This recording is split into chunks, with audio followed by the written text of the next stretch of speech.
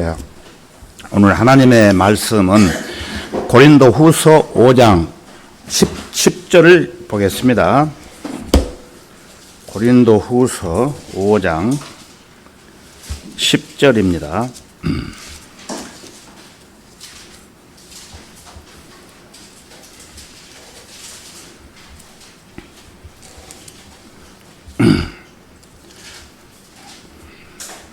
(5장 10절) 제가 읽겠습니다.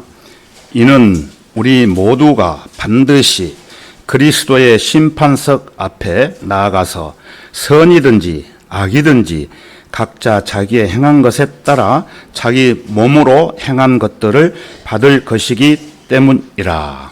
네, 다 같이 기도하겠습니다.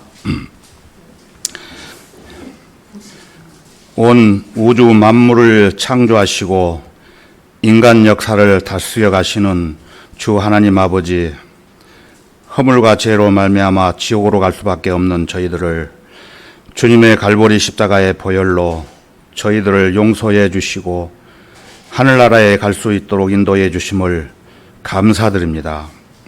오늘 이 시간에도 부족한 저에게 주님의 영으로 충만케 해주시고 말씀을 받는 모든 성도들에게 은혜의 말씀이 될 수 있도록 역사해 주시기를 간구드립니다. 시종일관 악한 마귀로부터 틈타지 못하도록 지켜주시고 주 성령님께서 인도해 주시기를 원하면서 주 예수 그리스도의 이름으로 기도했습니다. 아멘.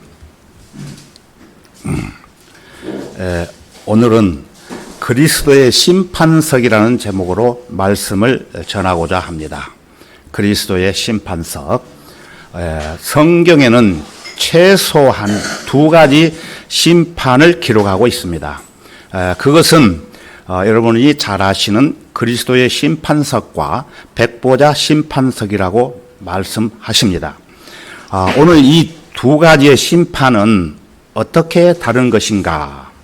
하나님의 말씀을 통해서 간략하게 살펴보도록 하겠습니다.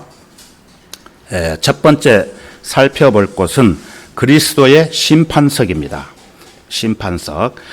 본문 말씀을 우리 다 함께 읽어보겠습니다. 고린도 후서 5장 10절입니다. 이는 우리 모두가 반드시 그리스도의 심판석 앞에 나아가서 선이든지 악이든지 각자 자기의 행한 것에 따라 자기 몸으로 행한 것들을 받을 것이기 때문이라. 여기 고린도 후서 5장을 보시면은 우리라는 단어가 28번 정도 나옵니다. 우리. 그것은 고린도전서 자체가 고린도에 있는 성도들에게 바울이 보낸 편지이기 때문입니다. 따라서 본문에 언급한 심판은 성도들만을 대상으로 하고 있습니다. 구원받은 사람은 해당이 안 됩니다. 성도들이 그리스도의 심판석 앞에 섰을 때에 선이든지 악이든지 자기가 행한 것에 따라서 자기 몸으로 행한 것들을 받을 것이라고 말씀을 하십니다. 그래서 구원받은 그리스도인으로서 받는 그리스도의 심판이라는 것은 이 땅에서 일어날 7년 대환란이 오기 전에 구원받은 그리스도인들이 휴고되어 주님이 계시는 셋째 하늘에서 지옥 가는 심판이 아닙니다. 지옥 가는 심판이 아니고 구원받은 이후에 그리스도 안에 있는 성도들의 행위에 대한 심판을 받는 것입니다. 그래서 오늘 잘 들어보시기 바랍니다. 이 그리스도의 심판석이라는 오늘 본문 말씀 외에 고린도전서 3장과 로마서 14장에도 기록이 되어 있습니다. 자, 그러면은 우리 다 같이 로마서 14장 10절을 찾겠습니다. 304페이지가 되겠습니다. 304페이지. 로마서 14장 10절 찾겠습니다.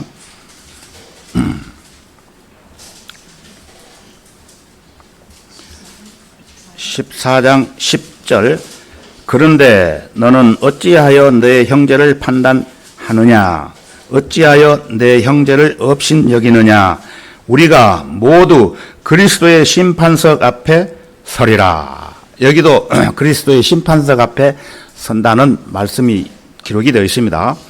그래서 우리가 모두 그리스도의 심판석 앞에 서리라, 이 말씀을 장로교파에서 보는 개역 개정 또는 개역 성경에 가서 보면은 우리가 여기서 새로 모이기 이전에 그 성경을 봤지요. 그 성경에 가서 보면은 그리스도의 심판석을 어떻게 변경을 시켜놨느냐면은 하나님의 심판대 앞에 서리라고 기록되어 있습니다. 무슨 말이냐면은 그리스도의 심판석을 하나님의 심판대 앞에 서리라고 이렇게 기록되어 있습니다. 아주 잘못된 해석입니다. 들어보시면 아실 거예요. 왜 그럴까요? 앞에서 말씀드린 바와 같이 그리스도의 심판석은 성도들이 이 세상에서 어떻게 살았느냐에 따라서 셋째 하늘에서 심판을 받게 되는 것입니다. 그 행위에 대해서 그리스도께서 예비해 두신 모든 상과 유혹과 또 면류관을 받는 자리입니다. 그 자리는. 그래서 상급에 대한 심판입니다. 백보자 심판이 있기 1000년 전에 구원받은 성도들만 휴거되어서 셋째 하늘에 올라가서 받는 심판입니다. 이것은 기본적이기 때문에 여러분들이 잘 기억해 두셔야 됩니다. 자, 그러면은 이제 두 번째 백보자 심판에 대해서 살펴보겠습니다. 이 백보자 심판은 제일 마지막에 펼쳐질 최후의 심판인 이 백보자 심판은 그리스도의 심판석이 끝난 후에 약 1000년 뒤에 구원받지 못한 자들을 대상으로 심판하는 백보자 심판이에요. 우리 다 같이 요한계시록 20장을 찾겠습니다. 요한계시록 20장 백보자 심판에 대해서 한번 살펴보겠습니다. 20장 478페이지 맨 끝으로 가면 있어요. 계시록은 478페이지가 되겠습니다. 요한계시록 20장 11절부터 15절까지 보겠습니다. 찾으셨으면 제가 읽겠습니다. 11절부터 또 내가 큰 백보자와 그 위에 앉으신 분을 보니 그의 면전에서 땅과 하늘이 사라졌고 그들의 설 자리도 보이지 않더라. 또 내가 죽은 자들을 보니 작은 자나 큰 자나 하나님 앞에 서 있는데 책들이 펴져 있으며 또 다른 책도 펴져 있는데 그것은 생명의 책이라. 죽은 자들은 자기들의 행위에 따라 그 책들에 기록된 대로 심판을 받더라. 바다도 그 안에 있던 죽은 자들을 넘겨주고 또 사망과 지옥도 그들 안에 있던 죽은 자들을 넘겨주니 그들이 각자 자기들의 행위에 따라 심판을 받으며 사망과 지옥도 불못에 던져지니 이것이 둘째 사망이라. 누구든지 생명책에 기록되지 않는 자는 불못에 던져지더라.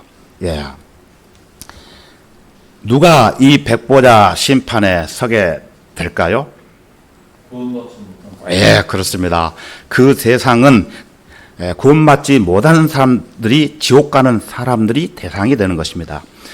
방금 읽은 말씀에 기록된 것처럼 생명책에 기록되지 못한 모든 사람들입니다.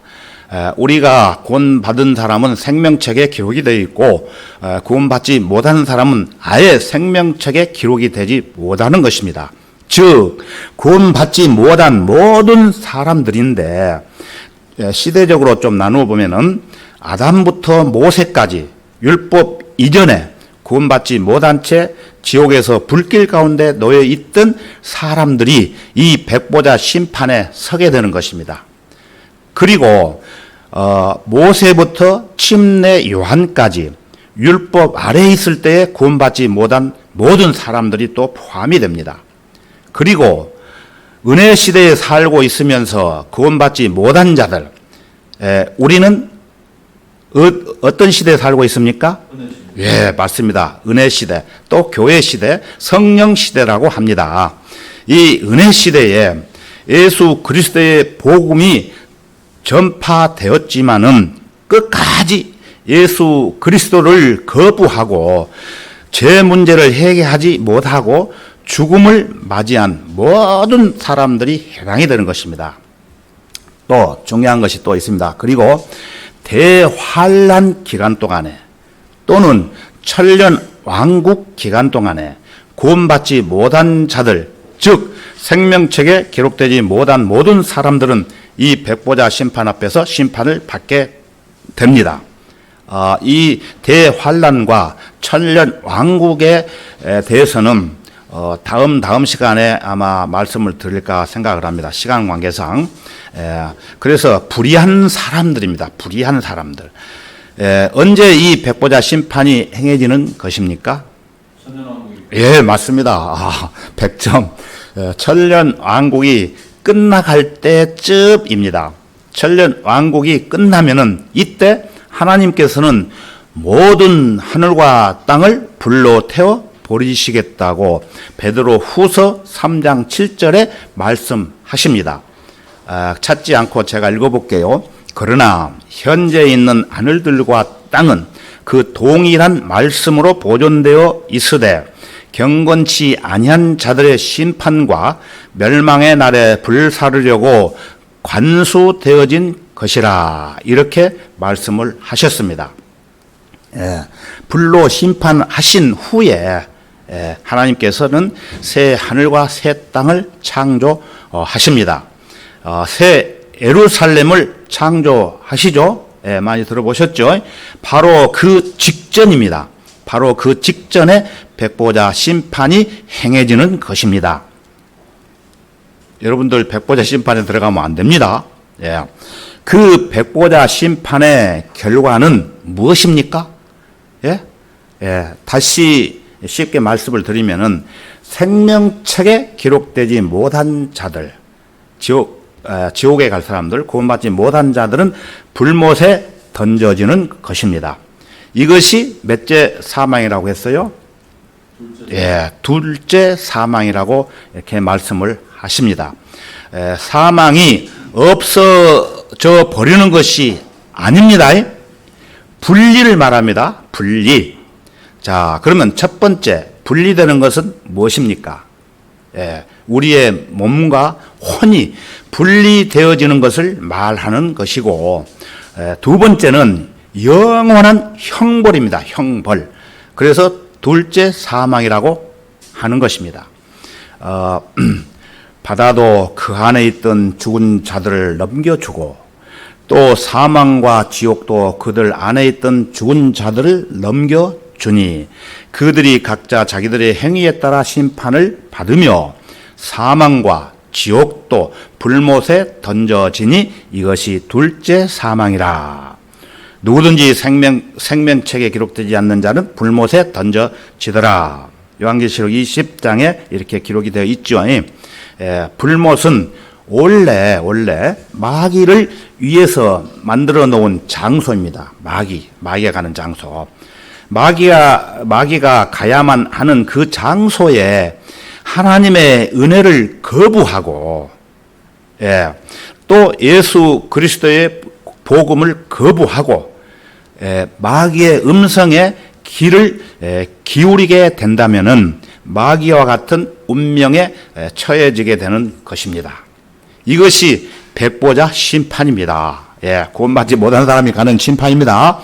이 백보자 심판은 천년 왕국이 끝날 무렵에 공중에서 하나님께서 그리스도인들과 함께 구원받지 못한 죄인들과 마귀들을 영원한 불못인 지옥에 들어 보내는 심판입니다. 이때 그리스도인들은 법정 배심원으로 백보자 심판에 참석하게 되는 것입니다.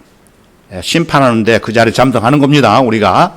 그래서 로마서 14장 10절에 언급한 그리스도인의 심판석과 요한계시록에 나오는 백보자 심판이 다른 것입니다.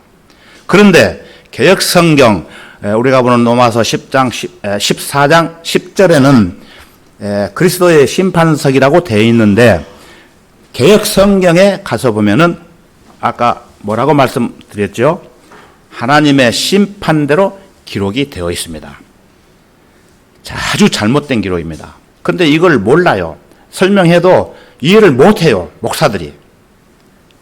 그 어떤 것과도 아무런 관련이 없습니다. 그래서 개역성경은 킴제임스 성경하고 이렇게 엄청난 차이가 납니다. 죽었다 깨나도 해석을 못합니다. 성경이 틀리기 때문에. 주 예수 그리스도는 큰 백보자 심판에서 하나님이신 것처럼 민족들을 심판하는 그 자리에서도 동일한 하나님이 되십니다. 삼위일체를 말하는 것이에요. 따라서 새로운 성경들이 하는 일이라고는 혼란을 퍼뜨리는 일일 뿐입니다. 그래서 요새 제일 교인 수를 자랑하는 장로교, 여기에서도 아까 말씀드린 대로 그리스도의 심판석을 하나님의 심판대라고 말을 하는 것이에요. 성경이 그렇게 되어 있어요. 그러니까 그 사람도 이해를 못하고 그렇게 설명을 하는 거예요. 아주 잘못된 것입니다, 여러분. 자, 이제 그리스도인들에 대한 심판을 조금 구체적으로 한번 살펴보겠습니다. 그리스도의 심판석은 고린도전서 3장에서 묘사되는데, 거기에는 구원받은 성도들이 그리스도를 위해 어떻게 섬겼느냐에 따라서 그 섬김에 대한 상을 보여주는 것입니다. 자, 우리 다 같이 고린도전서 3장으로 가겠습니다. 고린도전서 3장.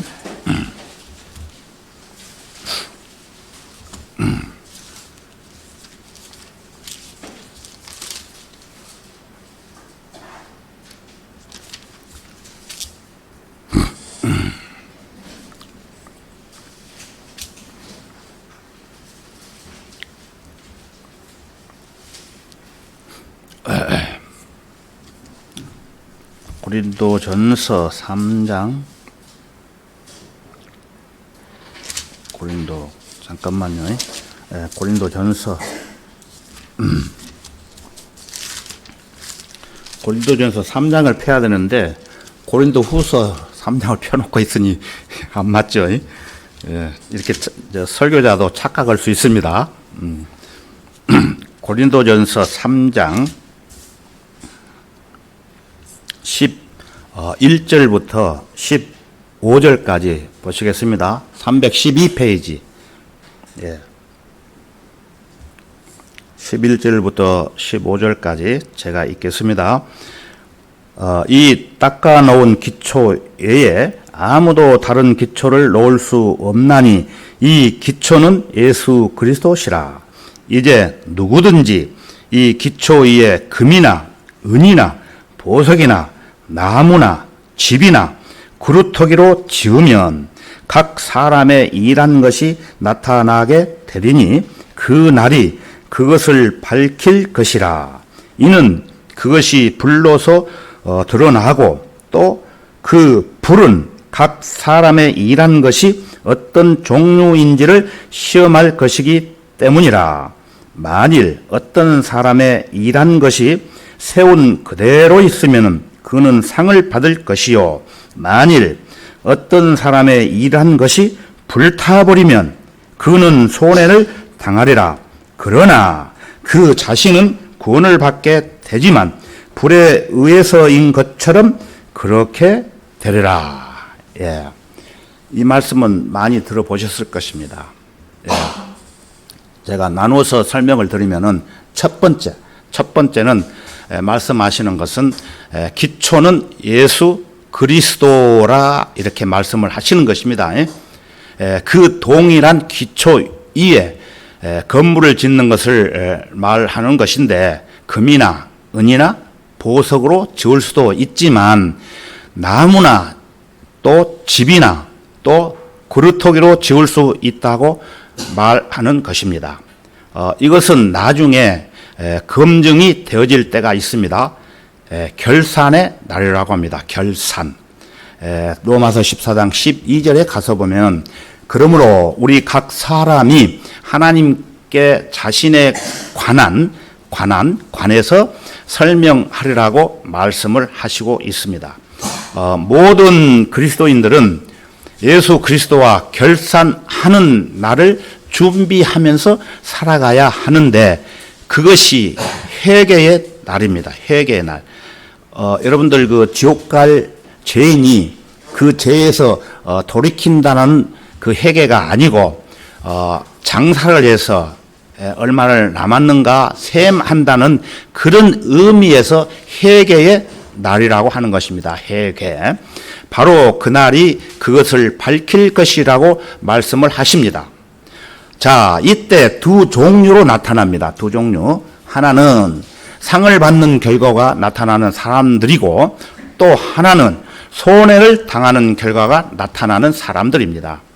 하나님께서 불로 시험해 봤을 때에 그 건축물이 그대로 남아 있으면은 상을 받을 것이지만 불에 타서 변해 버리면은 손해를 받을 것이라고 말씀하십니다. 자, 우선 상을 받는 사람들입니다. 상을 받는 사람들. 하나님께서는 하나님의 사람들에게 그리스도인들에게 상 주시기를 바라는 하나님이십니다. 그러면은 히브리서 11장 6절을 찾겠습니다. 히브리서 11장 6절입니다. 419페이지가 되겠습니다. 6절. 제가 읽겠습니다. 그러나 믿음이 없이는 하나님을 기쁘시게 할 수 없나니 그러나 믿음이 없이는 하나님을 기쁘시게 할 수 없나니 하나님께 나아가는 자는 그분이 존재하시는 것과 그분이 자기를 열심히 찾는 자들에게 보상하는 분이심을 마땅히 믿어야 하느니라. 분석해보면 두 가지 내용이 나오죠. 그래서 우리는 여기서 두 가지를 믿을 수 있어야 합니다. 하나는 하나님께서 존재하신다는 사실을 믿을 수 있어야 하고 또 하나는 하나님을 열심히 찾는다면은 하나님께서 그 열심히 찾았던 부분에 대해서 마땅히 보상하시는 분이라는 사실을 알아야 되는 것입니다. 두 가지. 그리스도인에게는 하나님을 섬길 수 있는 특권을 부여했습니다. 특권. 이 세상은 하나님을 섬기지 않습니다. 이 세상은 오히려 하나님을 대적합니다. 하나님을 배반합니다. 하나님은 없다고까지 합니다. 그래서 하나님을 섬기는 사람에게는 박해가 따를 수밖에 없습니다. 그래서 인내가 요구되는 것입니다. 그러나 그것은 특권이라고 말씀을 하시는 것입니다.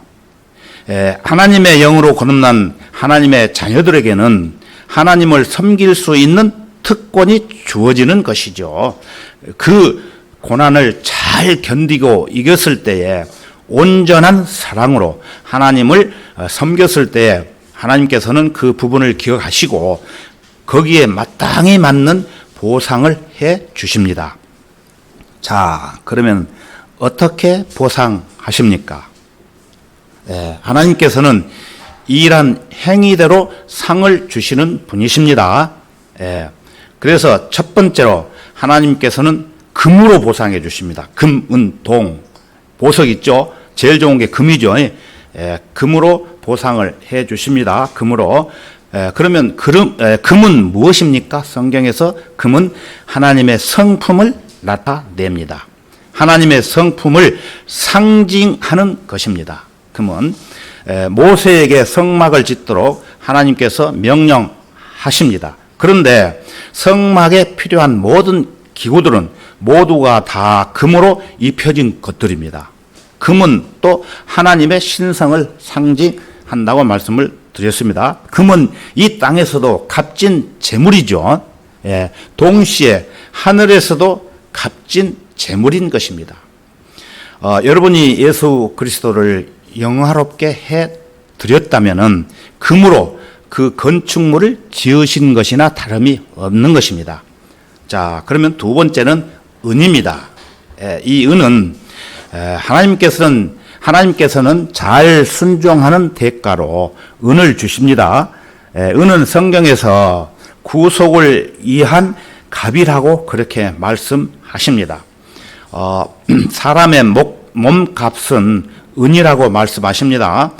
예수 그리스도께서 팔리실 때에 은 얼마에 팔리셨지요? 은 30에 팔리셨죠.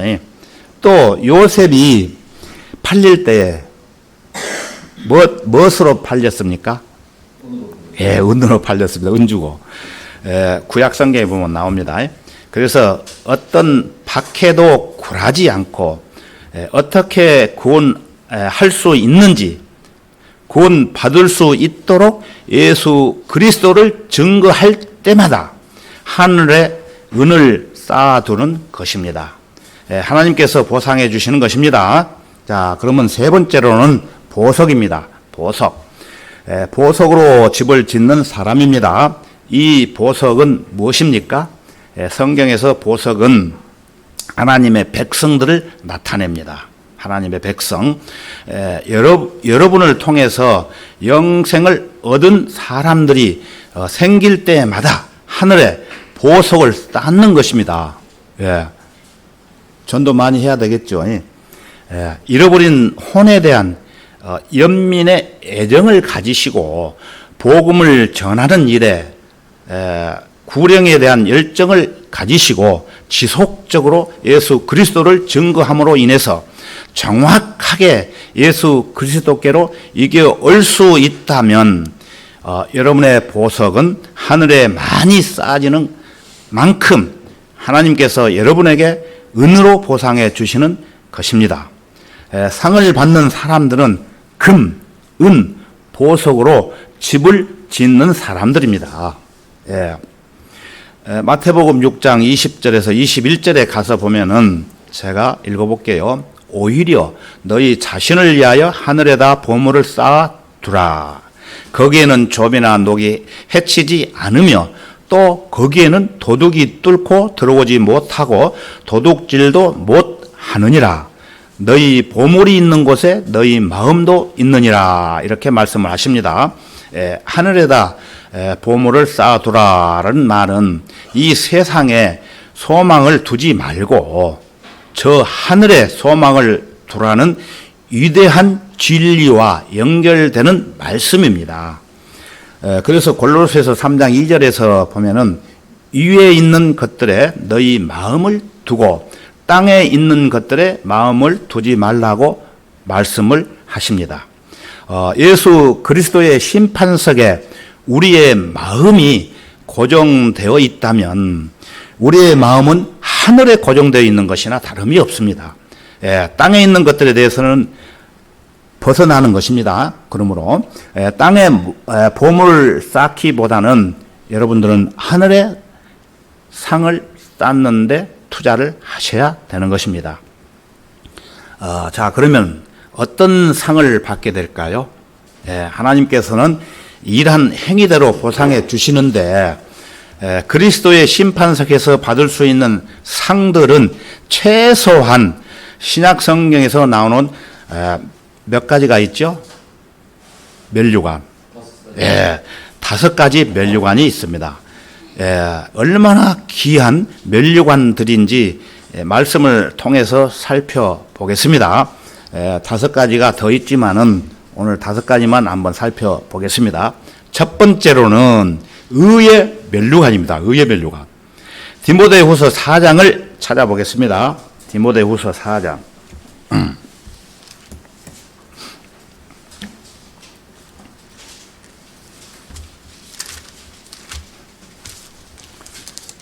399페이지가 되겠습니다. 디모데후서 4장 7절에서 8절을 보겠습니다. 디모데후서 4장 7절에서 8절을 제가 읽겠습니다. 내가 선한 싸움을 싸우고 달려갈 길을 마치고 믿음을 지켰으니 이 후로는 나를 위하여 의의 면류관이 마련되어 있어 의로운 재판관이신 주께서 그날에 그것을 내게 주실 것이며 또 나뿐만 아니라 그의 나타나심을 사모하는 모든 사람에게 주실 것이라. 이 말씀은 누가 말씀하신 겁니까? 예? 예, 사도 바울이 이렇게 기록을 했습니다. 예, 의의 면류관은 예수 그리스도의 재림을 사모하는 모든 사람에게 주시는 하나님의 면류관입니다. 여러분이 이 상을 못 받으면은 마귀와 동거하는 삶을 사는 것이에요. 이 상은 다 받으셔야 돼요. 교회에 나와가지고 그리스도 재림을 사모하면서 성도들과 함께 교제하면 이 상은 다 받을 수 있어요.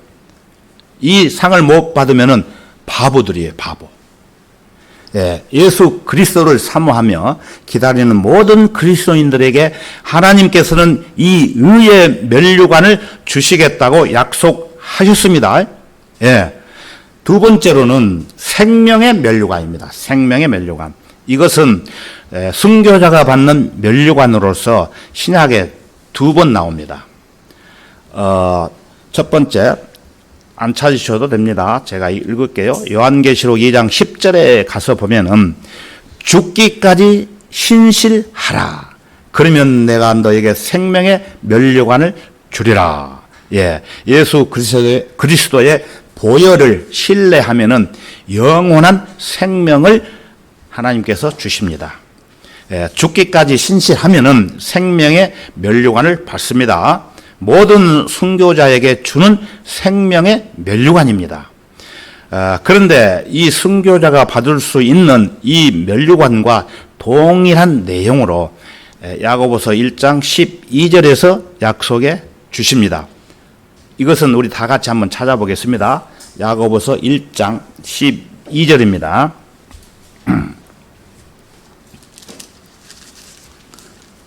히브리서 다음 야고보죠. 야고보서 425페이지 되겠습니다. 425페이지 야고보서 1장 12절입니다.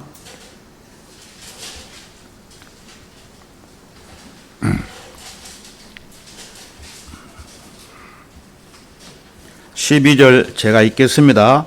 시험을 견뎌내는 자는 복이 있도다. 이는 그가 시련을 거친 후에 주께서 자기를 사랑하는 자들에게 약속하신 생명의 면류관을 받을 것이기 때문이라. 생명의 면류관. 예.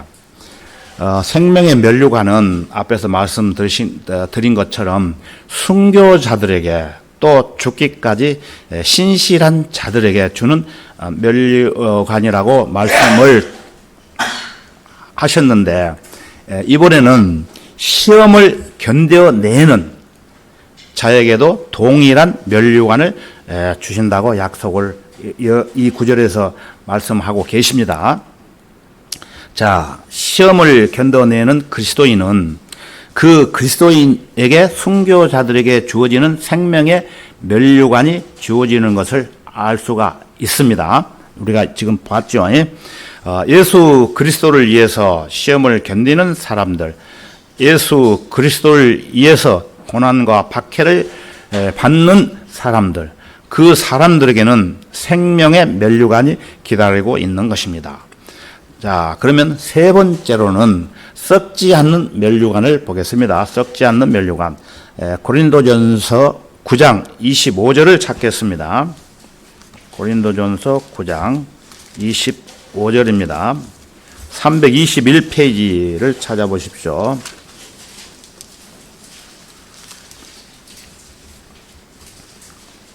고린도전서 9장 25절입니다.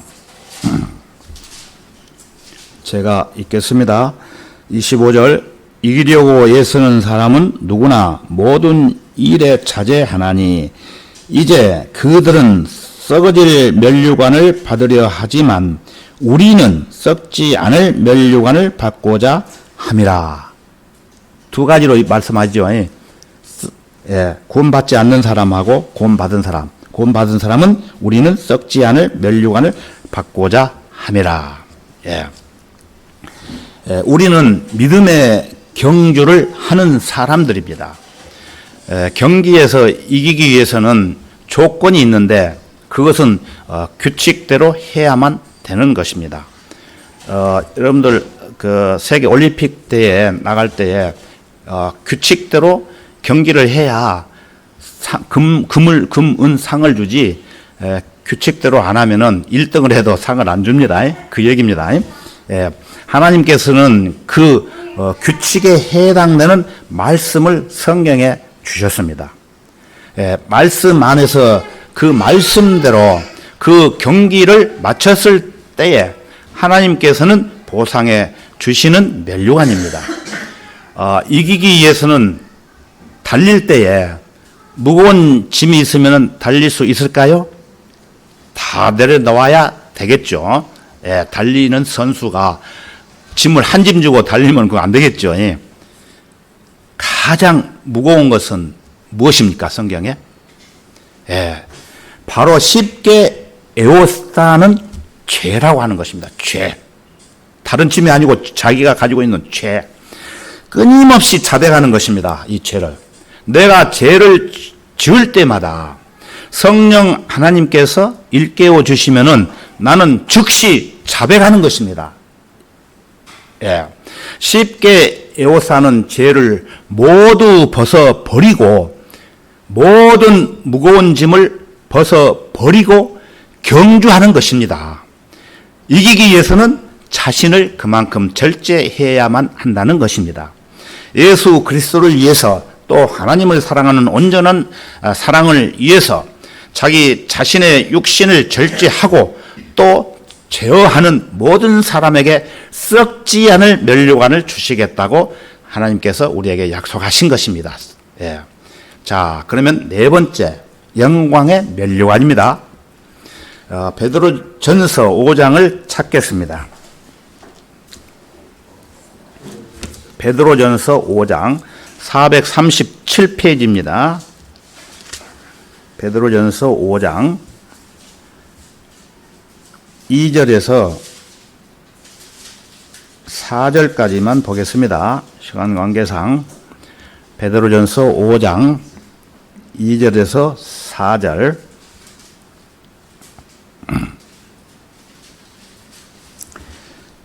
(5장 2절) 너희 가운데 있는 하나님의 양 무리를 치고 돌보되 맞이 못하여 하지 말고 자원함으로 하며 더러운 이익을 위하여 하지 말고 준비된 마음으로 하며 하나님께서 맡겨주신 자들을 지배하려고 하지 말고 오직 양 무리의 본이 되라.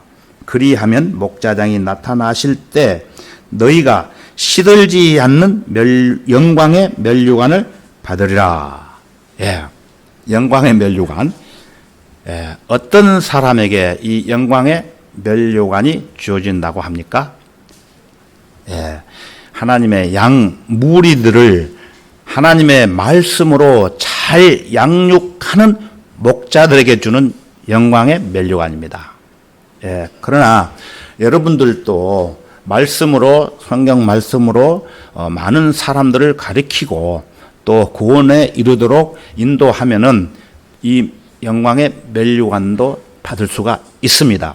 목사들만 받는 것이 아닙니다. 다섯 번째 사랑의 면류관입니다. 사랑의 면류관은 데살로니가전서 2장 19절을 찾아보겠습니다. 데살로니가전서 2장 19절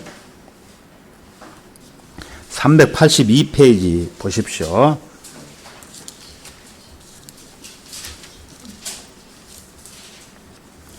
382페이지입니다.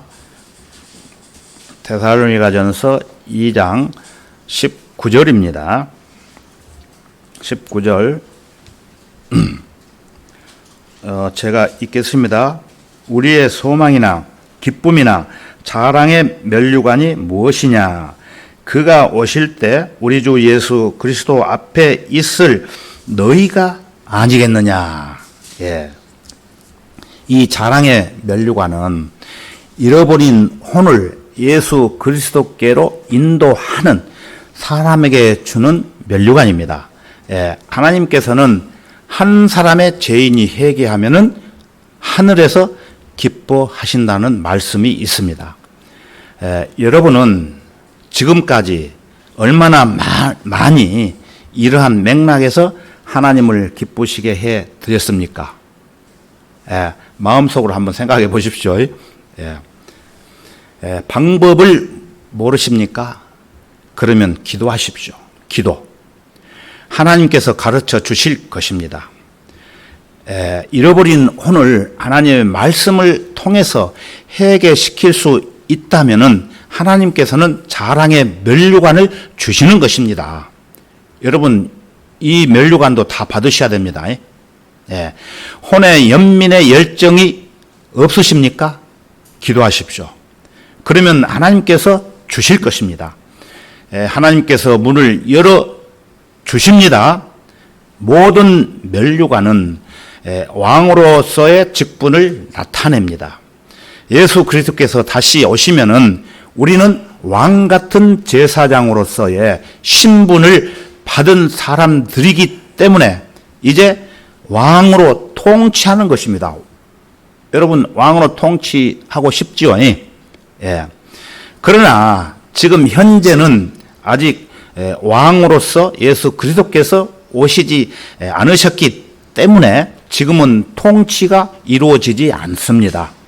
예수 그리스도께서 오시면 그 오시는 그때는 천년 왕국이 펼쳐집니다. 그 천년 왕국에서 예수 그리스도께서 왕으로 통치하실 때 우리도 똑같이 왕으로 통치하는 것입니다. 하나님께서 주시는 면류관으로서 통치에 가담하는 것이에요. 그리스도의 심판석은 성도들이 예수 그리스도 앞에서 결산하는 자리입니다. 이 결산한 자리를 잘 대비하기 위해 우리는 얼마나 현명한 삶을 살아야 되는가?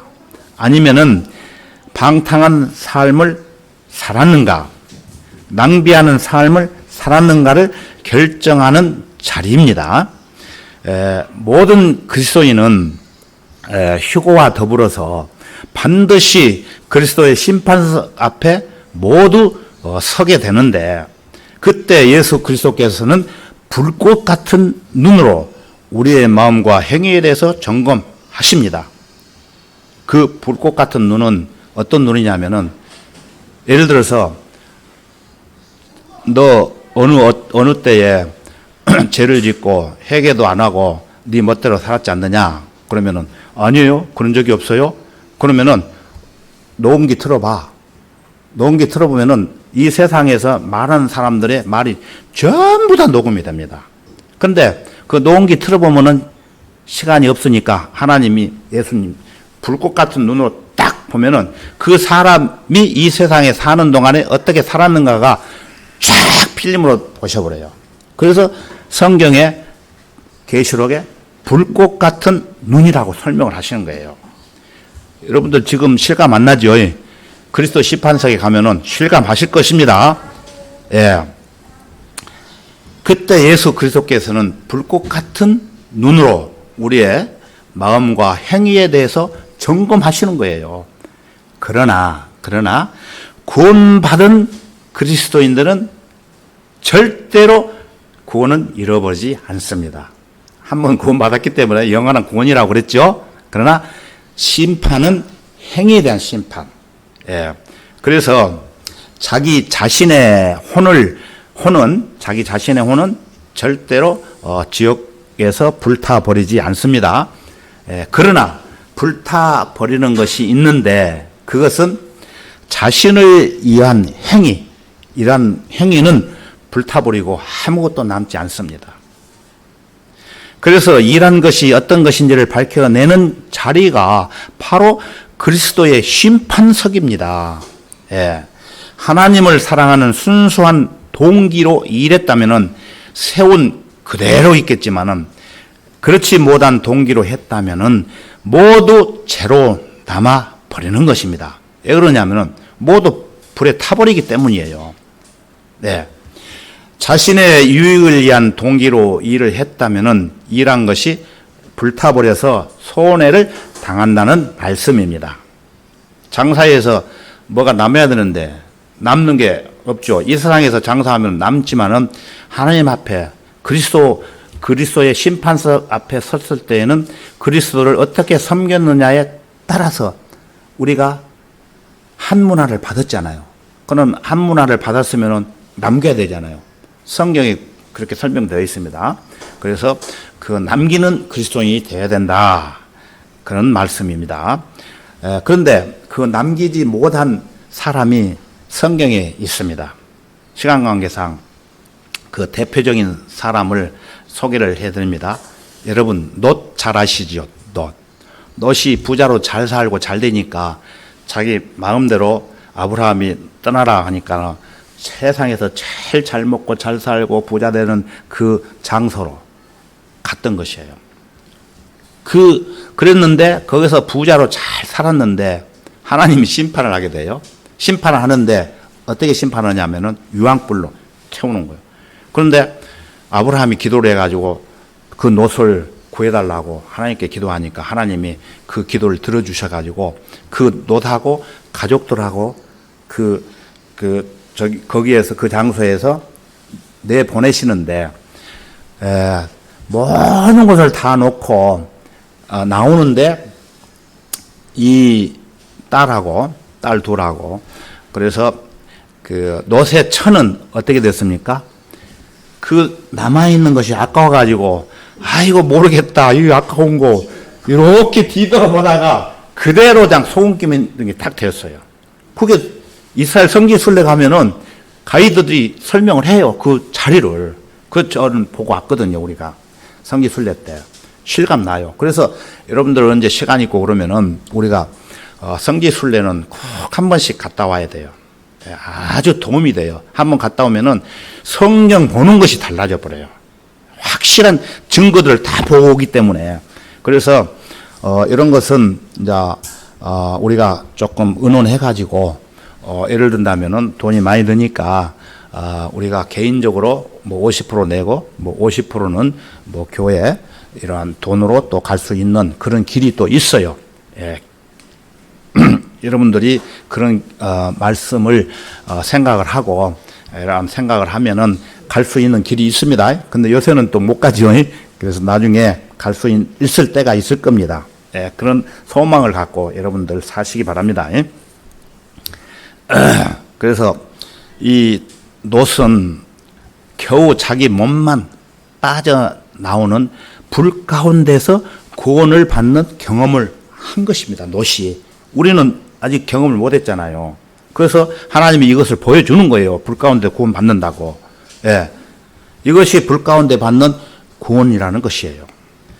예. 그러나 그 자신은 구원을 받게 되지만은 불에 의해서 수치스럽게 발견된다고 말씀을 하시는 것이에요. 또 자기 자신이 불에 타는 것은 아니지만은 벌거벗은 채로 발견된다는 것을 말하는 것이에요. 우리 성도들이 그리스도 심판석에 갔을 때에 자기가 한 것 없이 홀랑 벗고 다른 사람한테 보이면은 수치스러운 걸 보여주겠죠. 그런 뜻이에요.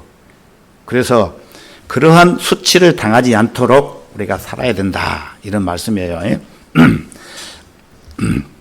그것은 예수 그리스도를 위해서 살지 않았다면은 결산해야 하는 그 장소에서 그 자리에서 부끄러움을 당할 것이라고 요한일서 2장 28절에서 말씀하고 있습니다. 자, 그러면 다 같이 요한일서 2장 28절을 찾아보겠습니다.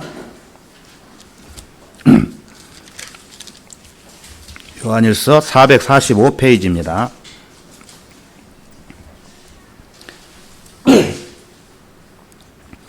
요한일서 2장 28절 445페이지입니다.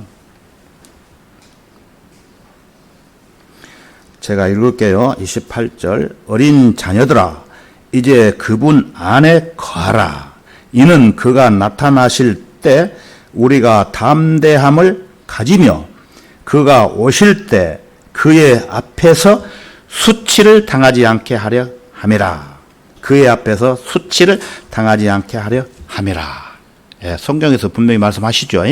예, 수치를 당하지 않기 위해서는 담대해야 되는 것입니다. 담대한 그리스도인은 어떠한 그리스도인입니까? 담대한 그리스도인. 예, 그것은 하나님의 말씀에 동행하는 사람들입니다. 하나님이 보실 때 떳떳한 사람이라고 말할 수 있습니다. 사람이 볼 때는 떳떳한 사람이 되어야 됩니다. 사람이 볼 때도 하나님한테 보일 때도 떳떳하게 보여야 되고 사람이 볼 때도 떳떳한 사람이 되어야 됩니다. 사람이 보는 앞에서 떳떳하지 못하면은 하나님 앞에서도 떳떳하게 보이지가 않습니다. 어떠한 수치스러운 것도 없는 사람을 말하는 것이에요. 우리 모두가 하나님을 온전히 섬기고 또 하나님을 사랑하는 그 대가로서 상도 받고 유업도 받고 면류관도 받는 것입니다. 마땅히 받아야 할 상, 또 마땅히 받아야 되는 유업이지만 또 마땅히 받아야 될 면류관이지만 이 상들을 받지 못함으로써 그 가운데서 흘려야 될 눈물을 우리 모두가 생각해 본다면은 우리는 실제적으로 그리스도의 심판석을 잘 준비해야 할 중요성을 인식하지 않으면 안 되는 것입니다. 지금 열심히 살고 고난받아도 열심히 살고 그때 기쁜 마음으로 영광스러운 감사합니다 이래야지 아무 상도 없이 눈물을 흘리면 안 되겠죠. 그런 말씀이에요. 자, 그러면 어떻게 준비해야 합니까? 예수 그리스도께서 다시 오신다는 하나님의 말씀을 실제적인 진리로 받아들이는 것입니다. 이해가 안 되더라도 성경에 쓰여진 말씀은 믿음으로 전부 받아들여야 되는 것입니다. 예수 그리스도께서는 반드시 다시 오십니다. 여러분, 마지막으로 고린도후서 4장을 한번 찾아보겠습니다. 고린도후서 4장 17절에 18절입니다. 338페이지가 되겠습니다. 338페이지 고린도후서 4장 17절에서 18절입니다. 다 찾으셨으면 제가 읽겠습니다. 17절 이는 우리가 잠시 받는 가벼운 환난이 우리를 위하여 훨씬 뛰어난 영원한 영광의 비중을 이루어 가기 때문이라. 18절을 한번 다 같이 읽을까요? 아까워서 18절 우리가 바라보는 것은 보이는 것들이 아니요 보이지 않는 것들이라. 이는 보이는 것들은 잠깐뿐이지만 보이지 않는 것들은 영원하기 때문이라. 이 말씀 여러분들 애우시면 좋습니다. 우리가 잠시 받는 가벼운 환난의 목적은 무엇일까요? 그것은 우리를 위하여 훨씬 뛰어난 영원한 영광을 위하여 이루어가기 때문입니다. 만일 인간이 보이는 이 세상에만 집중을 하고 보이지 않는 영원한 것에 대해서 집중을 하지 않는다면은 그의 인생은 가치 없는 삶을 사는 것입니다. 그리스도 심판석에 이게 나타납니다. 지상에서 받는 모든 상은 일시적입니다. 여러분 올림픽 대회에서 금메달, 은메달, 동메달 다 타봐야 이 세상에서 뿐이에요. 일시적이에요. 다 없어져 사라져 버리는 것들입니다. 사라져 버립니다. 남는 것은 아무것도 없습니다. 하나님 앞에 가면은. 그래서 인생은 빈손으로 왔다가 빈손으로 가는 것입니다. 수의 한 벌만 입고 가는 거예요. 그리스도인들은 끊임없이 그리스도의 심판석을 바라봐야 되는 것입니다. 말씀을 통해서, 경배를 통해서, 기도를 통해서, 또 우리 성도들과 교제를 통해서 끊임없이 그리스도의 심판석을 바라보십시오. 보이지 않는 영원한 세계를 위해서 신앙 생활을 실천을 한다면은 예수 그리스도의 재림을 잘 준비하는 성도들이 되실 것입니다. 그런 사람은 자연히 사람보다는 하나님을 기쁘시게 해 드리고자 하는 그런 열정을 갖게 될 것입니다. 우리는 믿음의 선한 싸움을 싸울 수 있어야 합니다. 사도 바울이 말씀하셨죠. 그래서 성장하지 않고서는 믿음의 선한 싸움을 싸울 수가 없습니다. 성장하기 위해서는 하나님의 말씀으로 우리가 성장해야만 믿음의 선한 싸움을 싸울 수 있는 것입니다. 그래서 우리가 성경을 많이 읽고 성경을 듣고 설교를 듣고 교제하면서 살아가는 것이에요. 여러분 요새 질문 하나 할게요. 하루에 1시간 이상 성경 보는 사람 안 보시는 분들 있죠. 내가 이렇게 눈치로 보니까 안 보신 분들이 몇 분 계시는 것 같아. 여러분 1시간 이상은 꼭 성경 보십시오. 진짜입니다. 부탁드립니다.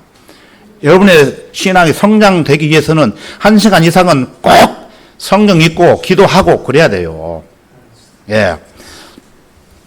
이 영적 전쟁의 실체를 우리는 정확하게 분명히 알고 절대로 면류관을 빼앗겨서는 안 되는 것입니다. 마귀는 면류관을 빼앗기 위해서 혈안이 되어 있어요. 지난주 말씀을 드렸죠. 너희 대적 마귀가 울부짖는 사자처럼 삼킬 자를 찾아 두루 다니기 때문이라. 그래서 우리는 어떻게 해야 된다고 그랬죠? 정신을 차리고 깨어 있으라고 이렇게 말씀을 하시는 것입니다. 이것도 여러분들한테 애우시라고 했는데 애우시는 분이 별로 없으시는 것 같아요. 이 말씀도 외워야 됩니다. 우리가 항상 깨어있게 되면은 성령께서 우리에게 허락해 주시는 아름다운 은혜가 있어요. 은혜. 그 은혜를 여러분들 마귀에게 절대로 빼앗기지 마십시오. 진리의 말씀으로 자신의 믿음과 결합시킴으로써 잘못된 진리를 주장하는 오늘날 교파와 교단에 빠지지 마십시오. 거의 95%가 잘못된 이 교파와 교단이 형성되어 있습니다. 그래서 말씀 보존학회에서 나오는 여러분이 지금 보는 킹제임스 성경으로 성경대로 믿는 그리스도인들과 함께 주님이 오시는 그날까지 얼마 남지 않았습니다. 그날까지 흔들리지 마시고 신앙생활을 하기를 간절히 부탁드립니다. 여러분들이 그렇게 삶을 살아간다면은 예수 그리스도께서 예비해 주신 모든 상과 유혹과 또 면류관을 받게 될 것입니다. 최소한도 여러분들은 오늘 5가지 면류관 중에서 3가지 이상은 받아야 됩니다. 제가 말씀드린 대로 여러분들이 성경 보고 행하면은 3가지 이상은 기본적으로 받습니다. 이 엄청난 은혜를 여러분 잊지 마시고 여러분의 것들로 만들어 가시기를 또 한 번 당부드립니다. 하나님께서 여러분에게 놀라운 축복을 해 주실 것입니다. 기도하겠습니다. 언제나 우리를 사랑하시는 주 하나님 아버지 참으로 감사합니다. 오늘은 그리스도의 심판석에 대해서 살펴봤습니다. 우리가 구원을 받고 이 세상에서 어떻게 살았느냐에 따라서 각자 행한 대로 상급과 멸류관을 받는다는 사실을 정확하게 알게 되었습니다.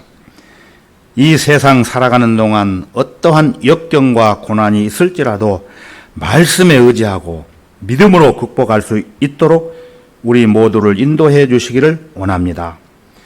이제부터 우리 모두는 선한 싸움을 다 싸우고 그리스도의 심판석 앞에 서는 날 부끄러움을 당하지 않고 주님께 칭찬과 멸류관을 받는 영광스러운 날이 될 수 있도록 주님을 섬기는 일에 게을르거나 나태하지 않고 열심을 다해 살아갈 수 있는 성도들이 될 수 있도록 역사해 주시옵소서. 모든 삶을 주님께 의탁합니다. 이 세상은 날로 어렵게 변해가고 있습니다. 이런 때일수록 우리는 모이기를 힘쓰고 주님의 손길로 보호해 주시고 영육간에 승리하는 생활이 되도록 말씀으로 인도해 주시기를 간절히 원하면서 주 예수 그리스도의 이름으로 기도했습니다. 아멘. 찬송가 한 장 하겠습니다. 찬송가 454장을 부르시겠습니다.